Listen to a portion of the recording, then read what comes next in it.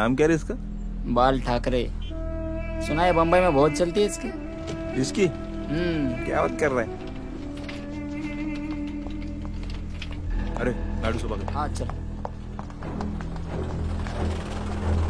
साहब, नागपुर के कुछ गुंडे लोग आपको मारने के लिए आए हैं, बाहर है। साहब वो सामने चल।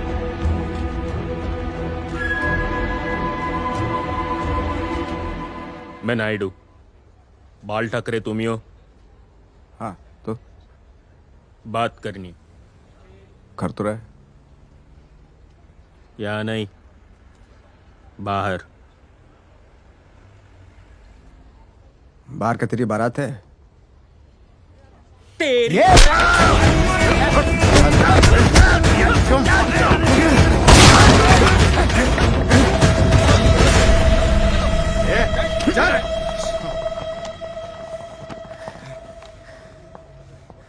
साहब खून। खून? अरे वो कचरे का डब्बा फेंका था ना तूने, टमाटो सॉस है ये। चल दो क्या आते।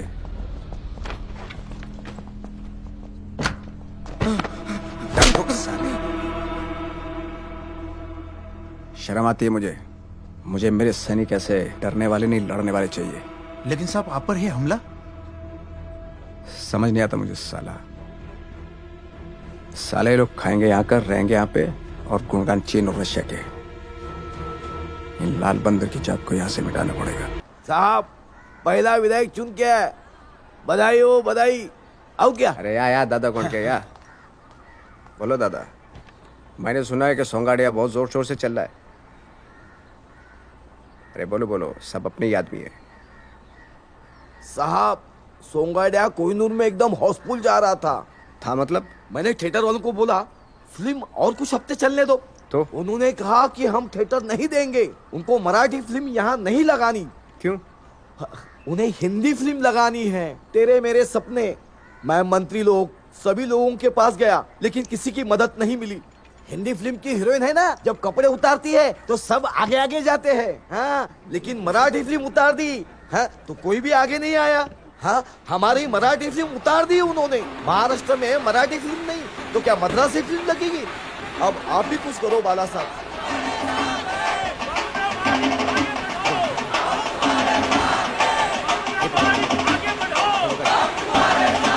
आओ विधायक जी।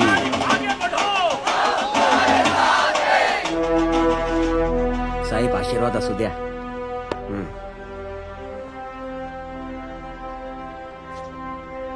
साहब ये सब आपकी वजह से। बधाई हो। अभी ये हार बार उतारो, कोहिनूर थिएटर जाके आते। कोहिनूर? कौन सा शो है? आज अपना ही शो है। इस देश में फिल्म इंडस्ट्री शुरू की एक मराठी आदमी ने, और आज हमारे ही मराठी फिल्म को थिएटर में जगह नहीं।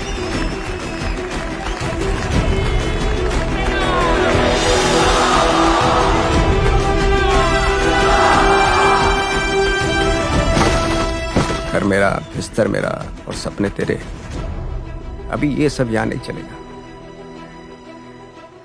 पहला हक क्या के मराठी लोगों का है, बाद में तेरे सपने, पहले मेरे सपने। अरे पहली रोटी मराठी कामगार को, पहली रोटी मराठी कामगारों को।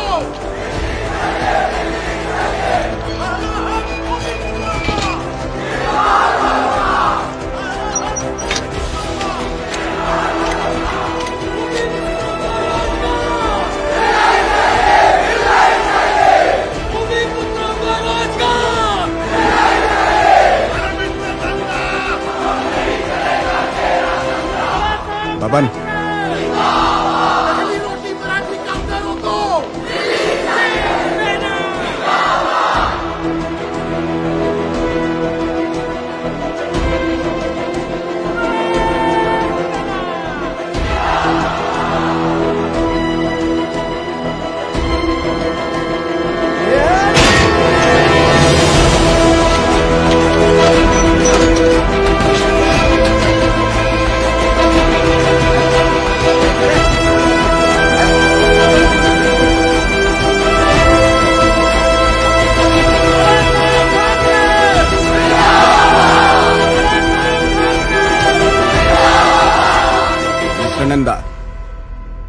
की नौकरियों पर पहला हक यहीं के नौजवानों का होना चाहिए। Yes, Mr. Thackeray, but that is not our central policy. Then change your policy, Mr. Nanda. मुझे तो रूल के हिसाब से चलना पड़ेगा। मिस्टर नंदा, तुम्हारे प्लेन्स जिन हवाओं में उड़ते हैं वो भले ही हवा तुम्हारी हो सकती है, लेकिन जिन रास्तों से होके तुम अपने घर जाते हो वो रास्ते मेरे हैं। आप मुझे धमकी दे रहे हैं? ये नहीं हो सकता। अरे मुझे किसी का भगवान नहीं बनना है, काम करना है अपने लोगों के लिए। 25 साल हो गए इस देश को आजादी मिले हुए, आज भी वही लड़ाई शुरू है। कारण सिर्फ एक है, हमारे नौजवानों के पास कोई काम धंधा नहीं है। कुछ करना पड़ेगा, सरकार नहीं करेगी तो हम करेंगे।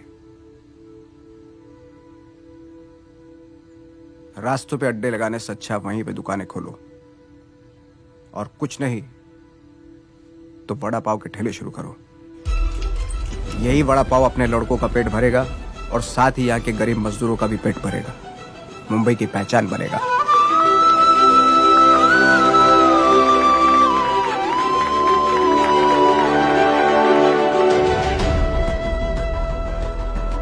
राजनीति एक गंदा धंधा है। हमारे संगठन में केवल 20% राजनीति होनी चाहिए, 80% उसमें सिर्फ और सिर्फ समाज सेवा करनी है। अरे अमीरों के लिए आप बड़े बड़े अस्पताल हैं, पर गरीब वो तो बेचारा अस्पताल पहुंचते पहुंचते ही मर जाता है। मुफ्त में एम्बुलेंस सेवा शुरू करो। देश में सभी राजनीतिक पार्टियों के लिए हम एक मिसाल बनेंगे। खाली नौकरी नहीं है, नौकरी नहीं है, नौकरी नहीं है, चिल्लाओ मत। अगर वो नौकरियां छीननी है तो उसके लिए हमारे पास काबिल उम्मीदवार भी होने चाहिए। उनकी काबिलियत बढ़ाओ, तभी जाके हमारे संघर्ष को आगे न्याय जरूर मिलेगा।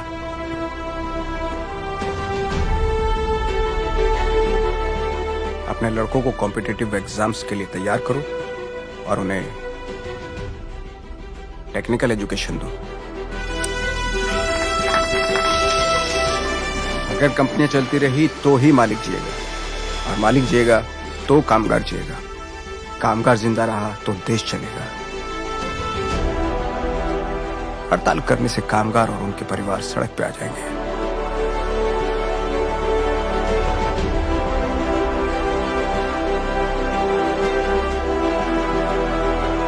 यहाँ की बड़ी बड़ी कंपनियों में अपनी यूनियन शुरू करो।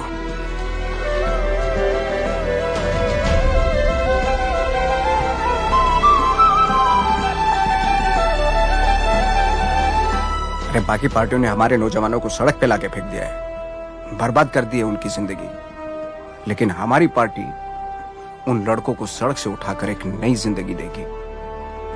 समय रहते अगर इन लड़कों को नौकरियां नहीं मिली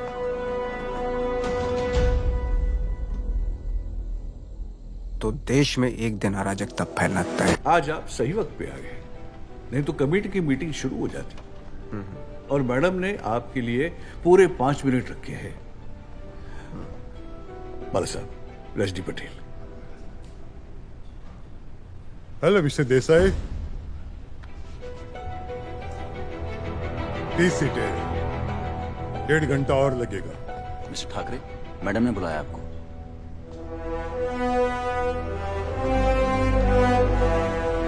आप नाराज क्यों होते हो? मैंने सुना है कि आप कहते हो कि महाराष्ट्र सिर्फ मराठी लोगों के लिए है।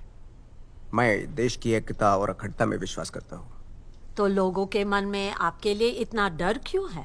ये सब न्यूज़पेपर्स का प्रोपेगेंडा है। मैं मेरे लोगों के सम्मान और हक की बात करता हूँ। हक? किस हक की बात कर रहे हैं आप? भाषा और प्रांत रचना मैंने नहीं बनाई है, संविधान ने बनाई है। और जब यही इसी राज्य की बुनियाद है तो हमारे लोगों को सम्मान से जीने का अधिकार है, मगर ऐसा हुआ नहीं। तो मुझे ये मैडम जब तक ये मीटिंग खत्म नहीं होती तब तक किसी को अंदर मत भेजना। Okay madam. हाँ, आप कह रहे थे? मैंने कभी भी राष्ट्र विरोधी वक्तव्य नहीं किया। महाराष्ट्र सिर्फ मराठी लोगों के लिए है, ऐसा स्टेटमेंट मेरे किसी लेख,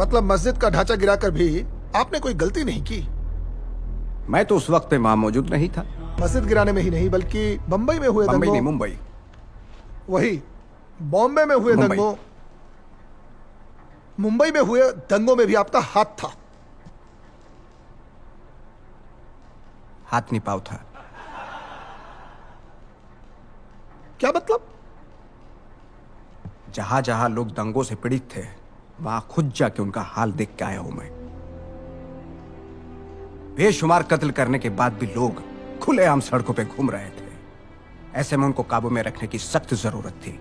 लेकिन ये काम तो पुलिस का है। वही तो मैं भी कहता हूं कि पुलिस का है, लेकिन पुलिस तो सरकारी नौकर है। जब तक ऊपर से ऑर्डर नहीं आएगा तो क्या करेगी?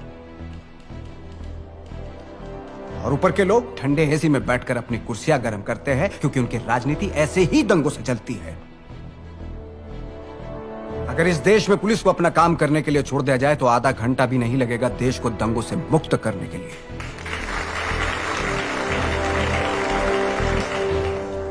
आप भी तो ऐसे ही दंगों की राजनीति करते हैं। नहीं नहीं नहीं, मुझे ऐसी राजनीति करने की जरूरत नहीं। लेकिन जब देश की बात आती है तो मैं राजनीति का खेल नहीं करता।